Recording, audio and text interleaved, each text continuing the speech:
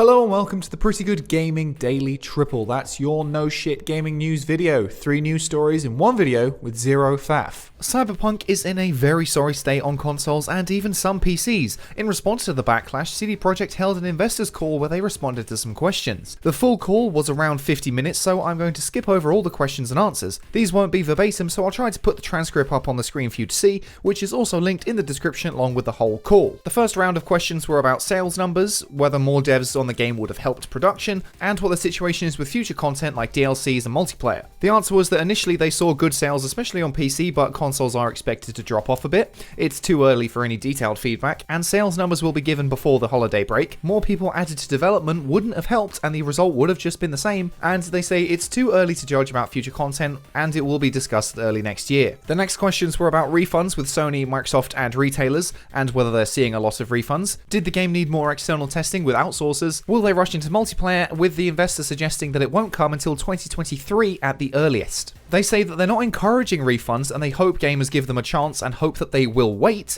and that it's too early to say anything about refund numbers. They then say that Foster's Fever messed up external testing because people weren't in their offices to do the testing, but they also said that the lack of testing wasn't a major problem. And they finished that round by saying it's too early to say anything about multiplayers and our focus is on gamers. The next set of questions were, did you just really not want to delay it? Was this release any different in certification by Microsoft and Sony? And are you confident that last-gen machines will be acceptable, or is it too demanding? They responded by saying they definitely didn't spend enough time looking at last-gen performance, but also they didn't feel external pressure to hit the date. Sony and Microsoft were expecting the game to be fixed, but that just didn't really happen the way they expected it. And they are planning to make the game much better, but it won't ever be as good as on PC or next-gen quality, but it will be much better without glitches or crashes. Then the next set, will you still do your strategy update in Q1? Why did you hold back gameplay of last-gen? And how are staff being used now on projects like the mobile game, the next Witcher title, DLC, and multiplayer? They say the update will still be in Q1.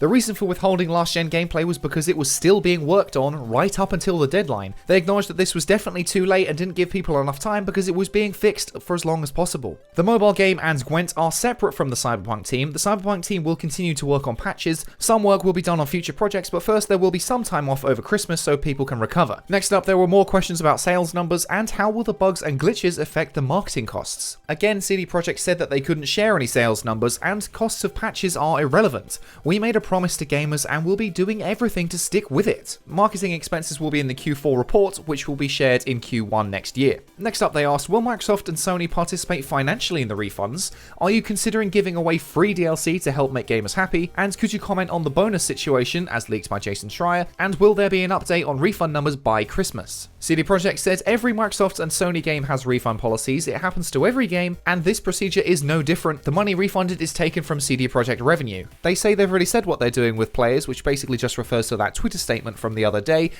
so no free stuff. They don't comment on what other people have said when talking about the bonus situation, and before Christmas they will do sales numbers, but not sure if the refund information will be made public. The next question was that after the patches, will there be any difference in price, i.e. between console and PC, and could the game have launched without last gen if they knew it was unacceptable? In terms of the patches, there will be no crashes, bugs will be eliminated, improved performance and graphics. It is playable right now on console. They understand it's far from satisfactory, but the game does still launch, so anyone saying that it fundamentally doesn't work is wrong. PC and next gen performance will never be achievable on last gen. Price will not be lowered. They are focusing on just fixing it. They say that they could have launched without last gen in theory, but the answer really is no, because there is no next gen release yet. The next gen version currently is the same as the old version, just running on a new machine. Every last gen will get a free upgrade, and they hope that that's incentive enough to keep the game until they get a new console. The next question said that the console situation was disappointing, but what about PC sales and gamer feedback, and what are their expectations? Any concerning feedback on things other than performance like story, gameplay, or other things that need fixing? And what will the January patch bring, and how will the gameplay be by Christmas? They respond by saying game sales were very good, but again didn't give any elaboration. They say the experience was very good on PC, and most comments even about PC problems referred to the console versions. They then point to the reviews and Metacritic score to see how good everything else is. In terms of updates, they have already fixed a lot, including the epilepsy thing which I covered recently, which is a great move, and hopefully gamers will enjoy Christmas, but the major patch will be in January. We must humbly ask gamers to wait. The next question asked about the trajectory trajectory of sales and when will the market be updated? The consensus figure is 23 million units by the end of the year, so is this still attainable? And after 3 to 4 days, any comment on PC/Stadia performance and player activity? They responded by saying the market will be updated before the holiday break with full results in the annual Q1 report.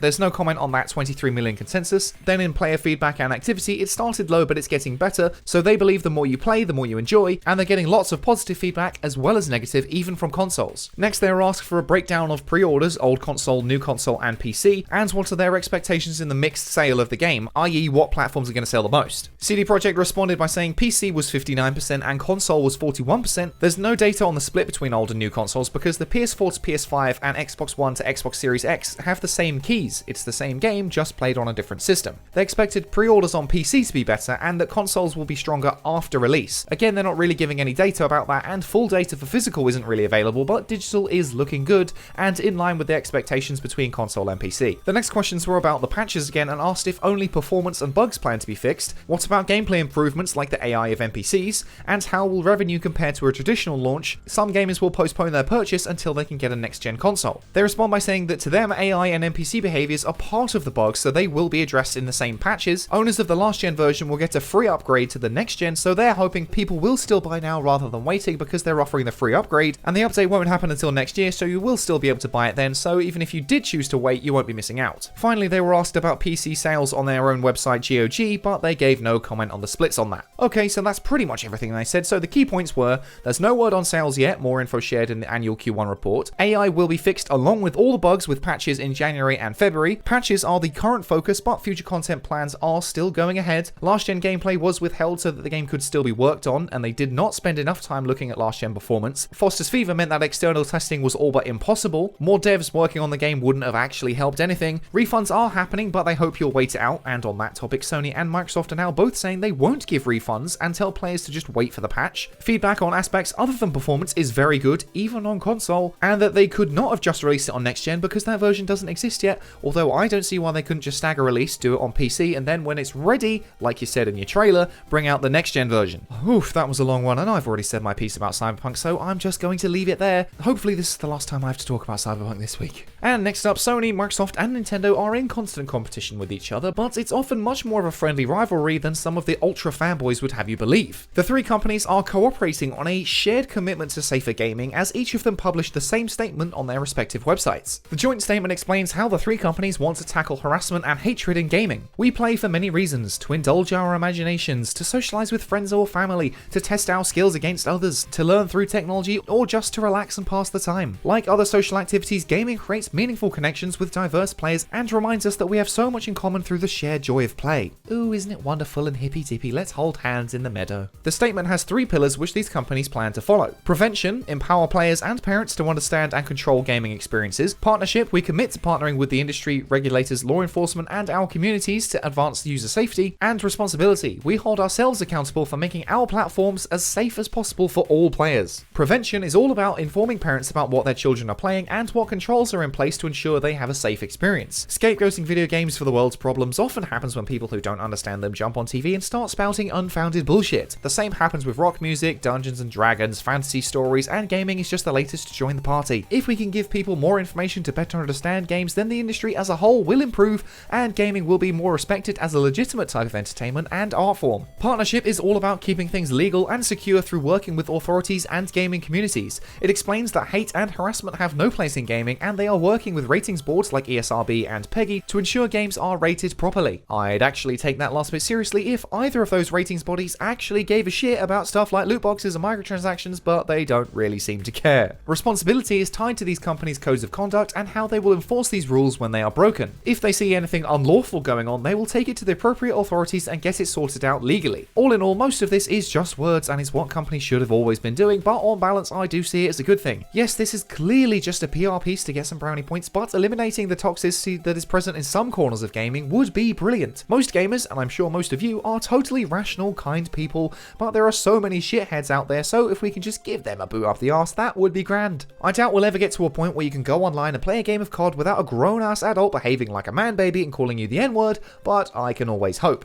Obviously, bantering around and trash talking your mates is all part of the fun, but being a total arsehole to strangers online is just unnecessary. Grow up, man. Again, this joint statement is just wishy-washy PR fluff, and even if they are only pretending to do something, if it actually does something good in the long run, then that's a win. Just be nice to each other. It's easy, you dickhead. And finally, Hideo Kojima is one of the most influential voices in video games despite what you think about him or his games. His studio, Kojima Productions, celebrates its 5th anniversary tomorrow and has promised an announcement on Twitter. December 16th marks the 5th anniversary of Kojima Productions. Keep an eye out tomorrow on our social channels at 12 AM NYC, 5 AM UK, 6 AM CET, and 2 PM JP, as we'll be delivering some exciting updates you won't want to miss. This announcement could be one of a few things. It could be an entirely new Death Stranding game or just an update. It could be one of the rumors like a new Silent Hill or Metal Gear, or it could just be a sale or something. They could even announce that they were bought by Sony because even though Death Stranding was a console exclusive to the PS4, the studio still remained independent. It could actually be a combination of those, like a new Death Stranding exclusively for PS5. Kojima is the king of manipulating hype to f